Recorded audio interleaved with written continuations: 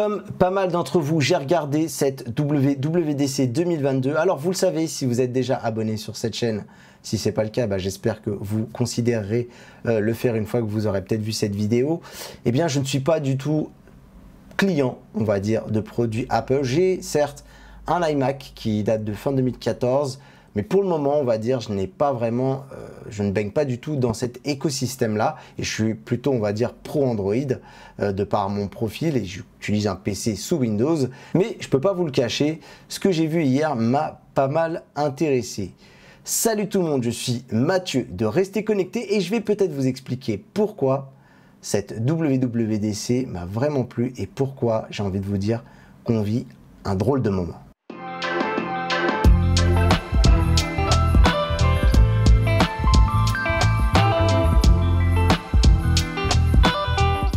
Alors comme je vous l'ai dit juste avant, l'idée c'est pas de revenir sur toutes les annonces, mais peut-être de vous faire un petit peu mon état d'esprit. Et faut pas se mentir, eh bien j'ai l'impression qu'en ce moment on vit vraiment un drôle de moment. Pourquoi j'ai dit ça? Tout simplement parce que j'y ai vu une WWDC très intéressante et des évolutions notamment du côté d'iOS 16 qui m'ont vraiment plu et voire même un peu perturbé quand on a connu un petit peu la différence entre Android et iOS jusqu'à cette époque. Pourquoi je dis ça? Parce que si on prend déjà un petit peu le ton de cette Google I.O. et le ton qu'avait Google concernant Android, c'est qu'on était vraiment dans le polissage de l'OS et qu'on était vraiment dans l'amélioration esthétique, notamment avec le matériel You, qui vient vraiment offrir une couche de design, voilà, alors un peu personnalisée, on va pas se mentir, mais une couche de design à un Android qui a souvent été d'ailleurs décrié par pas mal de du grand public, on va dire. Moi je le trouve très bien, mais le grand public était vraiment plus en recherche de quelque chose d'un peu plus léché, ce que Google au fil des années a peaufiné avec son OS. Alors qu'ici sur iOS, on était vraiment plus du côté de l'ajout de petites fonctionnalités, de l'ajout de petites choses qui vont rendre l'OS encore plus bidouillable, globalement, la sauce Apple, on va pas se cacher, mais qui permet d'ajouter des widgets. Et du coup, j'ai l'impression qu'on est en train de vivre un petit peu le moment à l'envers, là où chez iOS, il y avait très peu d'avancées sur la possibilité de mettre la main sur l'iPhone, donc dans l'interface on va dire de l'iPhone, alors que sur Android, eh bien justement à l'époque le but c'était vraiment de partir de limite d'une feuille blanche et d'y ajouter tout ce qu'on a envie d'y mettre. Alors du coup, qu'est-ce qui se passe donc sur cette iOS 16? Eh bien tout simplement c'est la page de verrouillage qui m'a beaucoup surpris sur les possibilités de personnalisation. J'ai même envie de dire que j'ai l'impression que ça va même un peu plus loin que Android, puisqu'on a la possibilité d'y mettre plusieurs écrans de verrouillage. Et d'ailleurs, on va pouvoir vraiment le personnaliser à outrance, c'est-à-dire ajouter des photos, mais en même temps y mettre une nouvelle police pour l'heure et ajouter aussi ce qu'on appelle des widgets et des complications, donc ces fameux petits programmes qui viennent de WatchOS. Sachant qu'en plus, à chaque fois, tout est fait encore pour accompagner l'utilisateur dans cette envie de bidouillage, c'est-à-dire qu'à chaque fois qu'on va faire des modifications, tout va faire en sorte de rester entièrement lisible. Je parle notamment de l'heure, je pense aux photos où on va pouvoir appliquer de nombreux filtres et des choses comme ça. Et il y a toujours un petit peu, on a l'impression d'être tenu par la main quand on fait quelque chose pour un effet waouh qui fonctionne quasiment à chaque fois. Alors là aussi où je voulais en venir, c'est que je trouve très intéressant le fait que du coup, comme Apple a cette faculté que n'a pas forcément Android, parce que du coup ils ont tout un écosystème, on va pouvoir aller piocher chez l'un et chez l'autre pour aller enrichir. Et quand à une époque on a vu iOS un petit peu commencer à arriver par petites touches sur macOS, et bien aujourd'hui c'est WatchOS qu'on voit arriver sur donc iOS, puisque ces complications que l'on voit, cette particularité un petit peu de widget, mais globalement ces complications viennent de WatchOS et elles viennent enrichir donc l'écran verrouillage, ce qui est du coup une bonne chose pour ceux qui n'ont pas de montre connectée. L'autre élément sur iOS 16 qui m'a un petit peu fait sourire, eh bien c'est la gestion des notifications. On le sait, on en reçoit beaucoup trop et du coup Apple a eu la bonne idée de préparer un widget sous forme de carrousel qui se situe tout en bas pour un petit peu les regrouper et qu'on n'ait plus une tonne de notifications sur l'écran de verrouillage. Alors Ça m'a fait sourire, non pas parce que j'ai envie d'être taquin, parce que je suis pro Android et parce que j'ai envie de dire ah Apple a encore copié.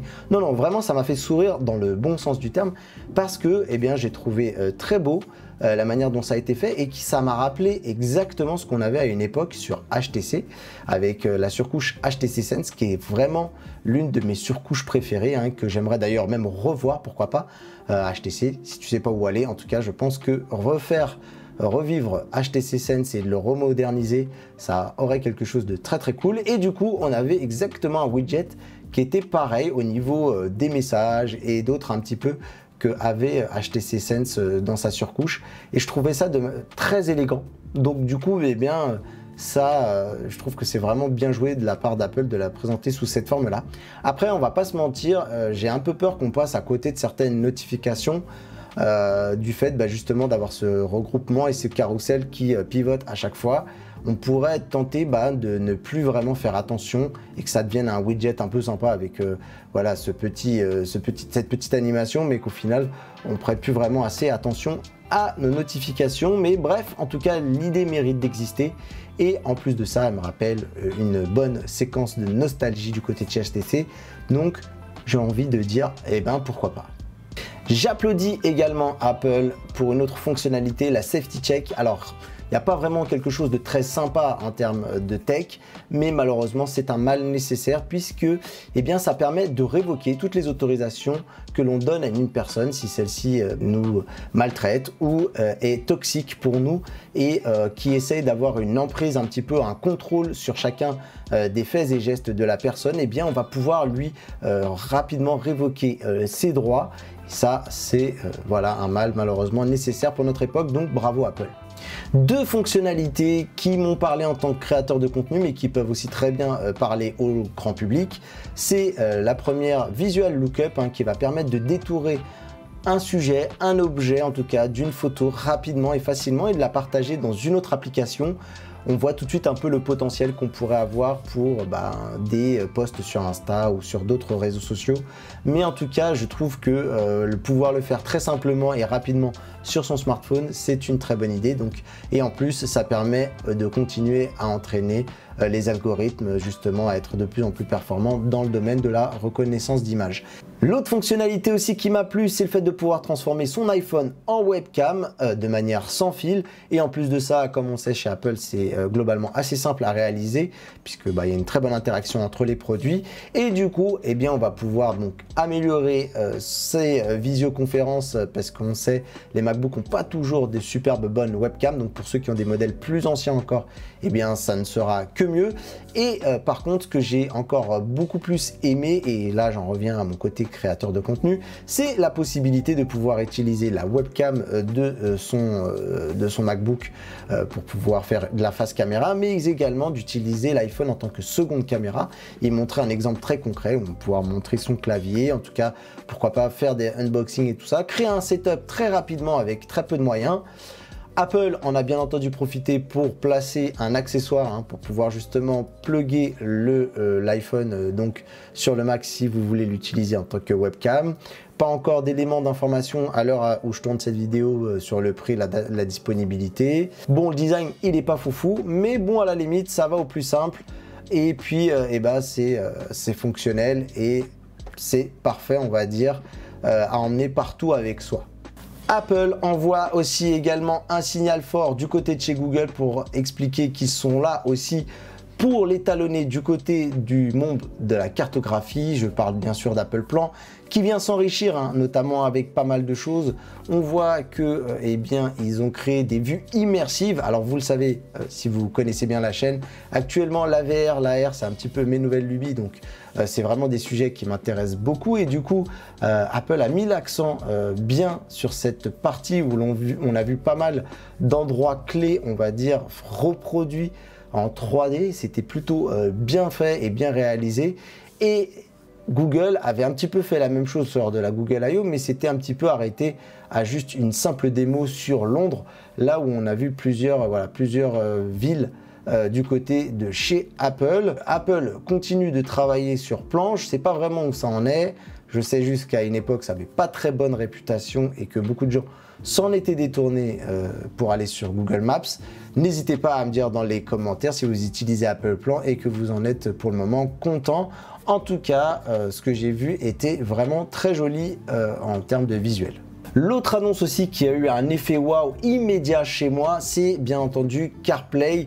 CarPlay qui devient de plus en plus important dans la voiture et qui carrément supplante, on va dire, l'infotainment qu'on a dans nos véhicules. Actuellement, les constructeurs travaillent souvent sur des interfaces de véhicules. C'est d'ailleurs plus ou moins réussi. Moi, par exemple, j'aime beaucoup le Peugeot iCockpit 3D que je trouve très élégant. Mais c'est clair que quand j'ai vu hier l'annonce de Apple, on est quand même sur un tout autre niveau avec ce CarPlay qui vient occuper l'ensemble des écrans d'un véhicule et qui vient carrément donner les compteurs, qui viennent prendre toute la structure, on va dire, du véhicule et du coup les refléter sur un système qui semble d'ailleurs très customisable et qui semble aussi également bien pensé. Franchement, je trouve ça complètement dingue et du coup, je pense que Google ira aussi également vers ça. Je crois que j'ai eu une petite indiscrétion de la part d'un constructeur de chez Ford qui m'a un petit peu évoqué qu'ils avaient aussi un partenariat qui arriverait sans doute avec Google. Mais vraiment, en tout cas, c'est intéressant. Alors, c'est drôle parce que on sait, les constructeurs d'automobiles n'étaient pas très disposés à donner les clés ni à Google ni à Apple pour contrôler l'ensemble du système d'infos et on va dire de musique, de médias, de multimédia dans la voiture. Quelque chose a changé. Au final, est-ce que ce serait pas ça justement l'aboutissement du fameux projet Apple Car? On sait qu'il y aurait sans doute une voiture qui serait dans les cartons. Est-ce qu'au final plutôt Apple n'irait pas du côté d'inonder toutes les voitures, puisqu'il le disait, je crois, en tout cas 98% des véhicules aux États-Unis sont équipés de CarPlay et que c'est d'ailleurs même devenu une exigence de la part des consommateurs. Moi, je sais que c'est mon cas, en tout cas, d'avoir Android Auto sur mon véhicule et du coup, ça fait sens de voir cette volonté du consommateur d'aller encore plus loin et de laisser la place à d'ailleurs acteurs qui sont bien plus efficaces, on va dire, pour créer ce genre d'interface utilisateur, puisque ils ont un background qui est assez élevé vu depuis le temps qu'ils travaillent sur les interfaces entre les utilisateurs et les machines, plutôt que de faire en sorte que les constructeurs de voitures qui eux commencent à peine à apprendre et de manière plus ou moins efficace à créer des environnements sympas dans la voiture, alors, mis à part peut-être un peu Tesla que je connais un petit peu mais pas beaucoup, mais pour le coup ça fait sens de laisser peut-être Google et Apple, donc qui sont les extensions, que la voiture devienne vraiment l'extension de nos smartphones, gérer ce genre de truc. En tout cas, bravo pour CarPlay parce que ce que j'ai vu m'a complètement séduit. Et pour terminer, je ferai un passage obligé autour des nouveaux MacBook, le Air et le MacBook Pro. Je pense notamment au MacBook Air qui m'a fait une très bonne impression de par son redesign, on va dire, et aussi également par le retour par exemple du MagSafe et aussi avec la possibilité d'avoir 2 ports USB-C complètement libres, le port jack 3,5 et il manquait plus qu'un port micro SD. J'aurais été vraiment très conquis. Au-delà de ça, bien entendu, qu'est-ce qui fait ce petit emballement pour ces MacBooks? C'est complètement la puce M1 et M2. Donc là, pour le coup, c'est la puce M2 pour les nouveaux appareils. Mais faut pas se mentir, ça fait un petit moment que j'entends parler de ces puces M1, de leur efficacité et également de leur plutôt silence, on va dire, même si pour le MacBook Pro, on a vu qu'ils ont mis un refroidissement. Faudrait voir un petit peu quand est-ce qu'il se déclenche. Ça se trouve, il se déclenche que très rarement. Mais bien entendu, tout ça me donne très envie. Voilà, très clairement, si je pouvais m'offrir un produit Apple aujourd'hui, je pense que j'irais du côté du MacBook, voire peut-être même du MacBook Air, même si j'ai un peu peur pour la taille d'écran. qui augmente un petit peu hein, par rapport au précédent MacBook Air. Il me semble que c'était 13.3 et là on est à 13, je crois qu'on est pratiquement à 14 pouces, un petit peu moins de 14 pouces. Donc du coup, je ne sais pas si ça serait suffisamment grand, en tout cas pour que je puisse travailler de manière mobile, mais très clairement, les performances en tout cas promises par ces appareils me font vraiment de l'œil. S'il y a un élément que je regrette sur cette WWDC, c'est peut-être l'absence du fameux casque AR VR dont on entend parler depuis un petit moment. Les rumeurs disaient que son annonce était imminente, même si sa sortie n'était pas prévue pour tout de suite, mais du coup aucune trace ni du casque ni surtout au moins de ROS, le fameux Reality OS qui devait donc équiper ce casque. Je suis assez déçu parce que vous le savez, je viens de le dire, ma lubie c'est la VR et la R et j'en attends beaucoup, notamment aussi de Apple en tant que, pourquoi pas, vecteur de nouveautés, de second souffle et ils sont souvent quand même, voilà, ils ont révolutionné le monde avec leurs iPhones, donc j'espérais un petit peu les voir arriver et bousculer un petit peu ce monde-là, pourquoi pas d'ailleurs aussi profiter pour que le grand public s'y intéresse. Et du coup, eh bien, ça sera pour une prochaine, malheureusement. Voilà pour cette vidéo. L'idée, c'était pas du tout de faire un récap puisque tous mes camarades l'ont déjà fait. Si vous voulez nous soutenir, eh bien, plusieurs choses à faire. Vous pouvez regarder du côté des Lutins du Phénix, l'association que l'on défend qui vient en aide aux enfants malades. Et pour le reste, si vous nous aimez vraiment beaucoup, eh bien, il y a notre page Utip où vous pouvez faire un don pour nous aider à progresser et à avancer. Voilà, n'hésitez pas à liker, commenter, partager cette vidéo pour justement nous aider pour le référencement. Abonnez-vous si ce n'est pas déjà fait, ça nous fera extrêmement plaisir, c'est la plus belle des récompenses pour notre chaîne. Et nous on se dit à très bientôt pour une prochaine vidéo et surtout, restez connectés. Bye bye.